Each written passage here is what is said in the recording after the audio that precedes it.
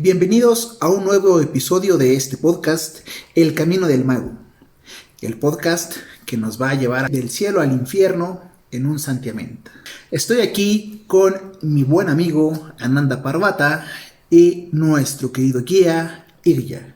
¿Qué tal? ¿Cómo se encuentran todos? Espero que todos se encuentren muy bien.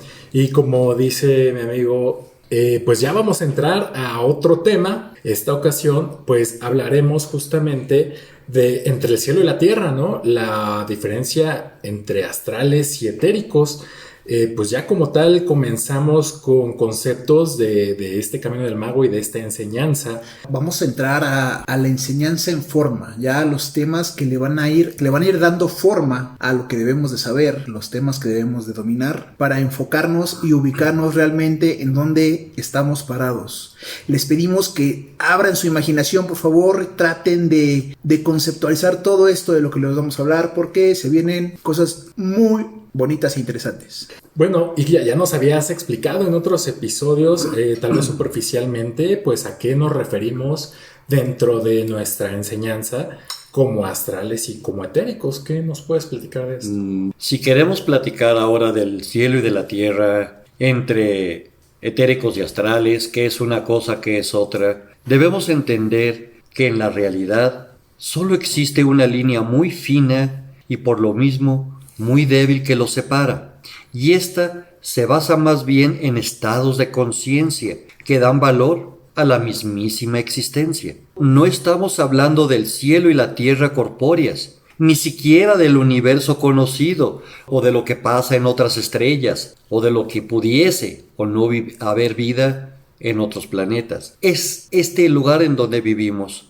Me refiero, por decirlo más entendible, a espacios de la existencia que forman la creación misma del todo, de lo conocido, perceptible y medible, y de lo que no lo es, por ahora, para la vista humana, y sobre todo para la ciencia misma, y de lo que pretenden los llamados metafísicos y videntes conocer. Por lo tanto, a este nivel, cuando digo conciencia, me refiero a la conciencia del absoluto infinito, y no a la de los seres existentes, aunque sí lo abarca, ni a ese estado de los personajes llamados despiertos, sino a la conciencia universal. Esta conciencia universal tiene tal vez algo que ver con el poder identificar en dónde estamos parados.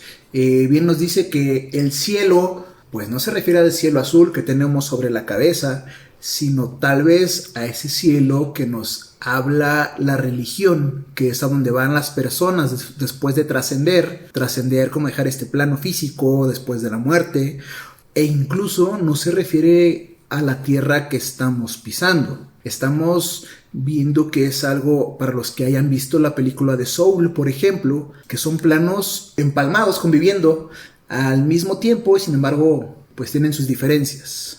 Ahí podemos ver, hablando de los planos y en otros ejemplos, pues si Soul nos lleva a ese concepto de cielo, pues tal vez Silent Hill nos lleva a ese concepto de tierra profunda. Cuando hablamos de la conciencia, tenemos que entablar la idea de la conciencia divina y eterna, no solo en el universo, sino en el infinito absoluto, pero también en el ser mismo. Estamos muy ciertos de expresar no solo lo que compete al alma humana, sino a la chispa cósmica, que es el alma del alma, de todo ser existente, y esa única esencia que existe en cada individuo, independiente, claro, de su plano de ubicación, arriba o abajo, de su plano de existencia. Recordemos, palabras de Jesús: mi Padre y yo somos uno. No confundamos el término. Cuando anotamos que la conciencia humana, como estado individualizado de existencia y percepción, en cada ego o personalidad, es la base fundamental en que cada quien tiene para lograr los determinantes en relación con su cuerpo emocional, mismo que manejará al cuerpo mental individual de cada quien. Estos irremediablemente están en franca interrelación con los cuerpos del universo y a su vez con los del absoluto infinito. Cómo es que el cuerpo mental del universo es el mismo cuerpo mental de tu hábitat, de tu lugar, de tu persona misma y de tu chispa cósmica. Estamos unidos a todo. La ruptura social y cultural se le llama ahamkara. Es la ruptura de la individualidad o la no percepción de que todo está unido con todo. Y es por eso que se puede entender y encuadrar las acciones, actitudes y procederes que nos pueden hacer libres, pero también esclavos, que nos elevan por encima de nuestra propia existencia o nos hacen densos, pesados y tristes, verdaderos esclavos dominados y sometidos. Si lo vemos desde el punto de vista, como quiero dar a entenderles, la conciencia y sus resultantes en forma individualizada son los que nos colocan y determinan en la línea, la frontera entre el bien y el mal, entre el cielo y la tierra, otorgando el valor matemático en cada quien y sobre todo en el conjunto de sus participantes. Me refiero a cada plano de la existencia, mal llamado planos dimensionales. Hablar de dimensiones es hablar de un concepto geométrico matemático. Diremos planos de la existencia. La suma de los microcosmos, o sea, la suma de los individuos, da valor al gran macrocosmos, de la misma manera en que el gran macrocosmos, el universo todo, puede y da y otorga el valor individual a cada ser, mientras éste se corresponda a sí mismo con el universo infinito. Cuando lo rompe por su carácter cultural en una individualidad separada y se considera independiente al absoluto, se rompe la conexión de la conciencia divina hacia ti, y solo perpetúa la conciencia individualizada precaria de tu conciencia de concepción. La suma de los determinantes, entonces, da valor y poder al mismo absoluto. De aquí entendemos una de las máximas. Dios ha creado el universo para poderse expresar en él. Entendemos que esta esencia de Dios, no sé si sea la palabra correcta decir, vive en nosotros, porque a fin de cuentas no es que viva, sino que somos nosotros. Hablando, resumimos un poco nos mencionaba la chispa cósmica como el alma del alma.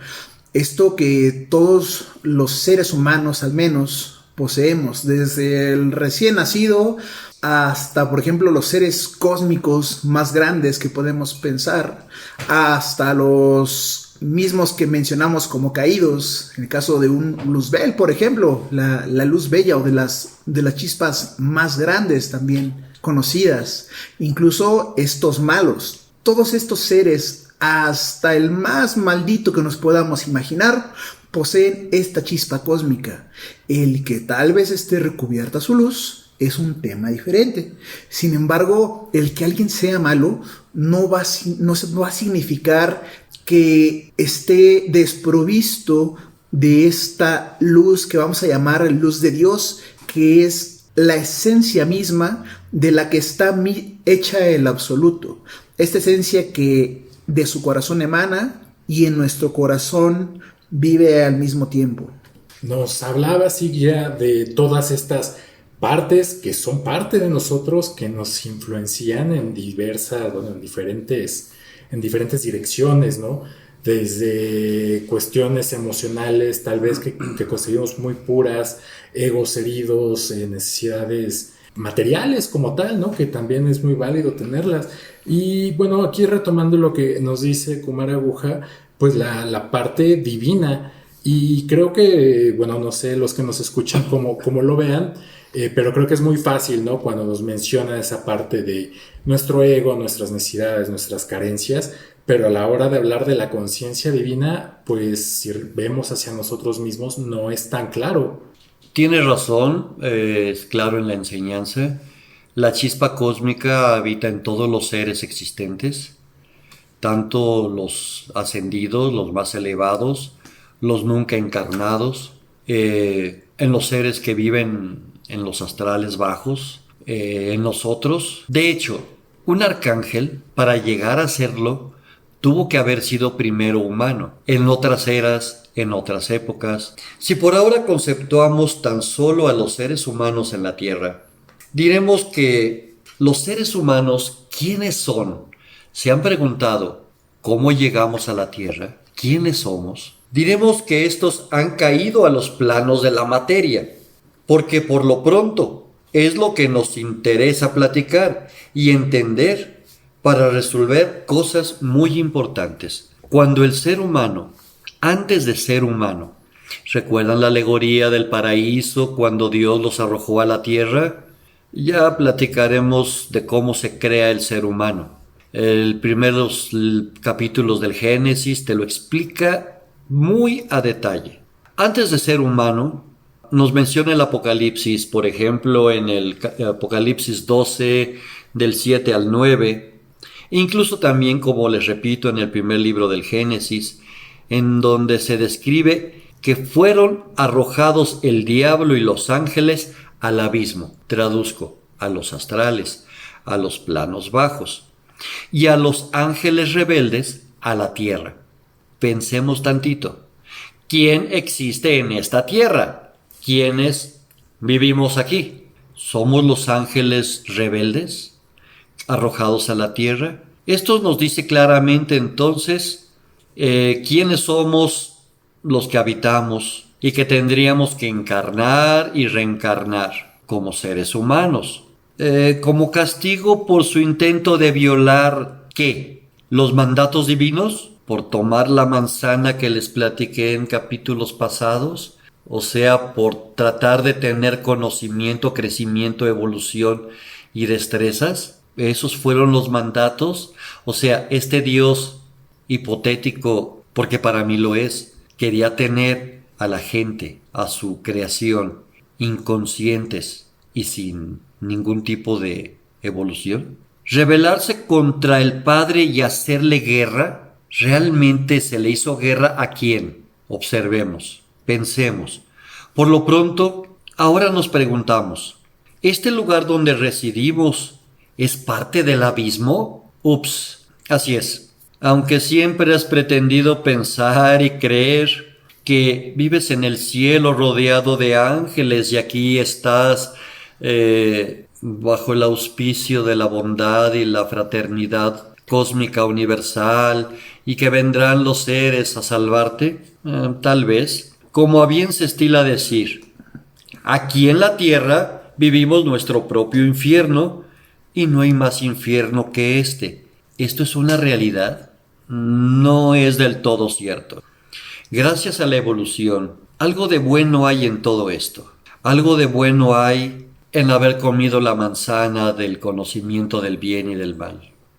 Y ya, permíteme interrumpirte un segundo y hacerte esta pregunta, porque creo que es el punto que más destaca, al menos de lo que yo estoy escuchando contigo. Dinos, esta Tierra, nuestro planeta Tierra, nuestro plano de existencia, como comentas, ¿es una parte introductoria? ¿Somos una escuela de crecimiento? ¿Es el inicio del camino para regresar a estos altos etéricos que nos comentabas?